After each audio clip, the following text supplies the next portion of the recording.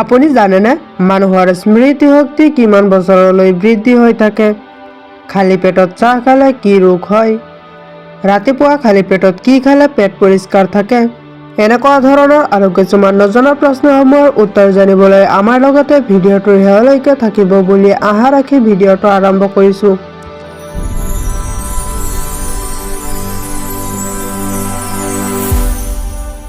আজিৰ প্ৰথম প্ৰশ্নটো হৈছে, কোনটো ভিটামিনৰ অভাৱত মানুহৰ স্মৃতি শক্তি কমি যায়?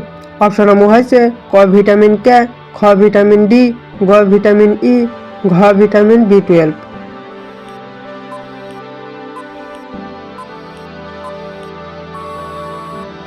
ইয়াৰ ভিতৰত শুদ্ধ উত্তৰটো হ'ব অপশ্যন ঘ ভিটামিন B12।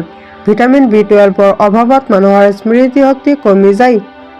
আমি আহিছোঁ পৰৱৰ্তী প্ৰশ্নটোলৈ, কিহৰ অভাৱত ডায়েবেটিছ ৰোগ হোৱাৰ সম্ভাৱনা বেছি থাকে? অপশ্যনসমূহ হৈছে ক ভিটামিনৰ, খ মেগনেছিয়ামৰ, গ কেলছিয়ামৰ, ঘ আইৰণৰ।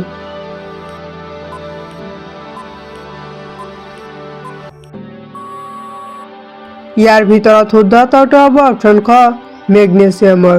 মেগনেছিয়ামৰ অভাৱত ডায়েবেটিছ ৰোগ হোৱাৰ সম্ভাৱনা বেছি থাকে।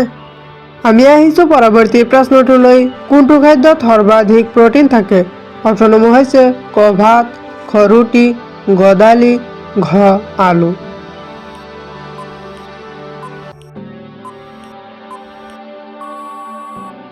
ইয়াৰ ভিতৰত শুদ্ধ উত্তৰটো হ'ব অপশ্যন গ দালি। দালিত সৰ্বাধিক প্ৰটিন থাকে। আমি আহিছোঁ পৰৱৰ্তী প্ৰশ্নটোলৈ, গেষ্ট্ৰিকৰ সমস্যা সোনকালে নিৰাময় কৰিবলৈ গাখীৰৰ লগত কি খাব পাৰি?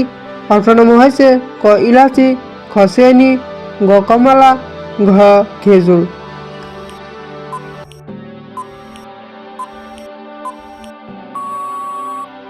ইয়াৰ ভিতৰত শুদ্ধ উত্তৰটো হ'ব অপশ্যন ক ইলাচি। গেষ্ট্ৰিকৰ সমস্যা সোনকালে নিৰাময় কৰিবলৈ গাখীৰৰ লগত ইলাচি খাব পাৰি। আমি আহিছোঁ পৰৱৰ্তী প্ৰশ্নটোলৈ, শীতকালত মূলা খালে শৰীৰৰ কোনটো ৰোগ নিৰাময় হয়? অপশ্যনসমূহ হৈছে ক আলচাৰ, খ ৰক্তহীনতা, গ কোষ্ঠকাঠিন্য, ঘ কেঞ্চাৰ ৰোগ।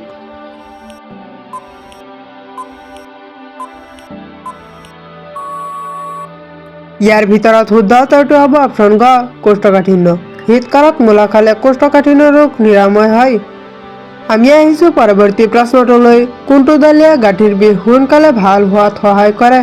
অপশ্যনসমূহ হৈছে ক চজিনা দালি, খ মুগ দালি, গ মচুৰ দালি, ঘ মটৰ দালি।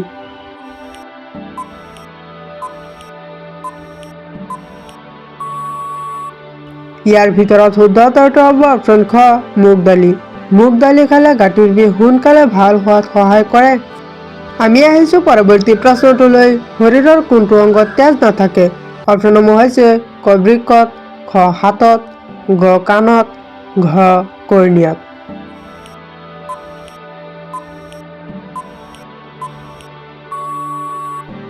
ইয়াৰ ভিতৰত শুদ্ধ উত্তৰটো হ'ব অপশ্যন ঘ কৰ্ণিয়াত।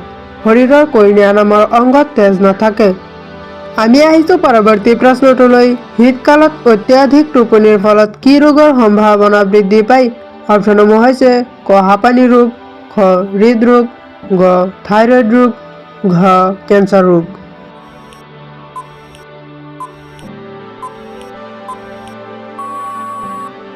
ইয়াৰ ভিতৰত শুদ্ধ উত্তৰটো হ'ব অপশ্যন খ হৃদৰোগ। শীতকালত অত্যাধিক টোপনিৰ ফলত হৃদৰোগ হোৱাৰ সম্ভাৱনা বৃদ্ধি পায়। আমি আহিছোঁ পৰৱৰ্তী প্ৰশ্নটোলৈ, শীতকালত ঠাণ্ডা ভাত গৰম কৰাৰ পিছত খালে কি ৰোগ হ'ব পাৰে? অপশ্যনসমূহ হৈছে ক ফুড পয়জনিং, খ ডায়েবেটিছ, গ আলচাৰ, ঘ ডায়েৰিয়া।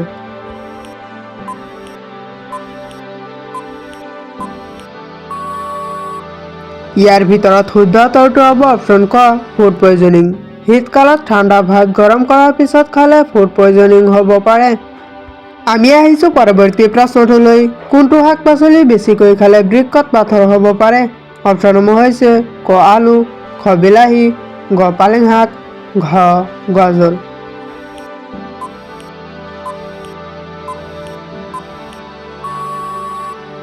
ইয়াৰ ভিতৰত শুদ্ধ উত্তৰটো হ'ব অপশ্যন গ পালেং শাক। পালেং শাক বেছিকৈ খালে বৃক্কত পাথৰ হ'ব পাৰে। আমি আহিছোঁ পৰৱৰ্তী প্ৰশ্নটোলৈ, তৰমুজ খালে শৰীৰৰ কোনটো অংগৰ কাৰ্য বৃদ্ধি পায়? অপশনসমূহ হৈছে ক হাওঁফাওঁ, খ হৃদযন্ত্ৰ, গ যকৃত, ঘ বৃক্ক।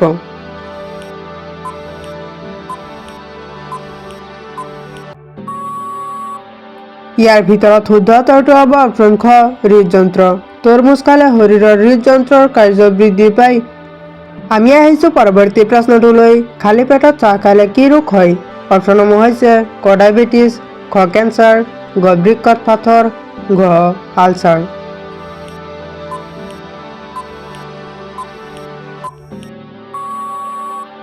ইয়াৰ ভিতৰত শুদ্ধ উত্তৰটো হ'ব অপশ্যন ঘ আলচাৰ। খালী পেটত চাহ খালে আলচাৰ ৰোগ হয়। আমি আহিছোঁ পৰৱৰ্তী প্ৰশ্নটোলৈ। মানুহৰ মগজু কেতিয়া বেছি সক্ৰিয় হৈ থাকে? অপশ্যনসমূহ হৈছে ক চিন্তা কৰিলে, খ খাই থাকিলে, গ দৌৰিলে, ঘ শুই থাকিলে।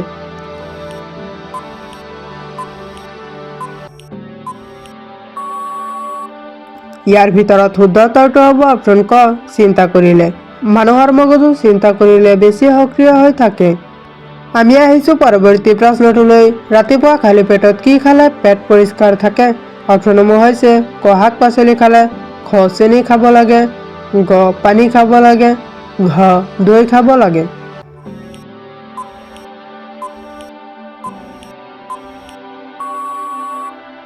ইয়াৰ ভিতৰত শুদ্ধ উত্তৰটো হ'ব অপশ্যন গ পানী খাব লাগে।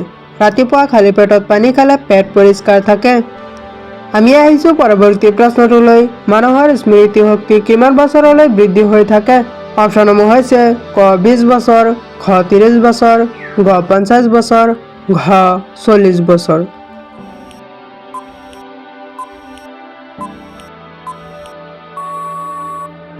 ইয়াৰ ভিতৰত শুদ্ধ উত্তৰটো হ'ব অপশ্যন ঘ 40 বছৰ। মানুহৰ স্মৃতি শক্তি 40 বছৰলৈ বৃদ্ধি হৈ থাকে।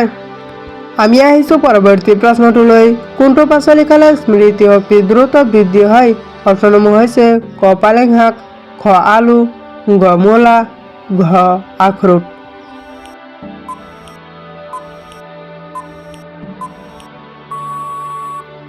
ইয়াৰ ভিতৰত শুদ্ধ উত্তৰটো হ'ব অপশ্যন ক পালেং শাক।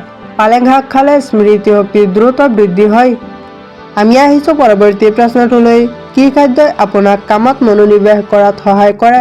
অপশ্যনসমূহ হৈছে ক কল, খ ডাৰ্ক চকলেট, গ ভাত, ঘ ৰুটি।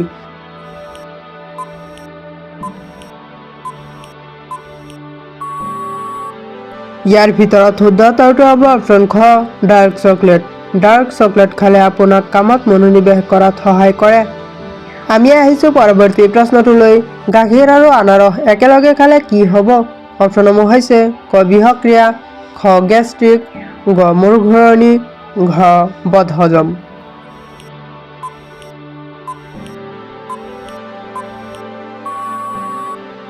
ইয়াৰ ভিতৰত শুদ্ধ উত্তৰটো হ'ব অপশ্যন ঘ বদহজম। গাখীৰ আৰু আনাৰস একেলগে খালে বদহজম হ'ব পাৰে। আমি আহিছোঁ পৰৱৰ্তী প্ৰশ্নটোলৈ। নিয়মিতভাৱে কোনটো ফল খালে মগজু দ্ৰুত কাম কৰে? অপশ্যনসমূহ হৈছে ক ষ্ট্ৰবেৰী, খ খেজুৰ, গ কমলা, ঘ ডালিম।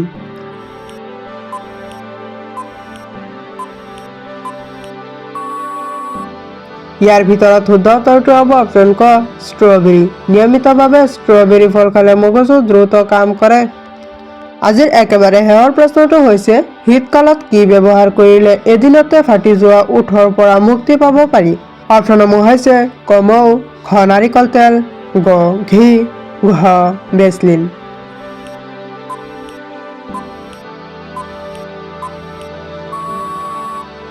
এই প্ৰশ্নটো তোমালোকৰ বাবে ৰখা হৈছে।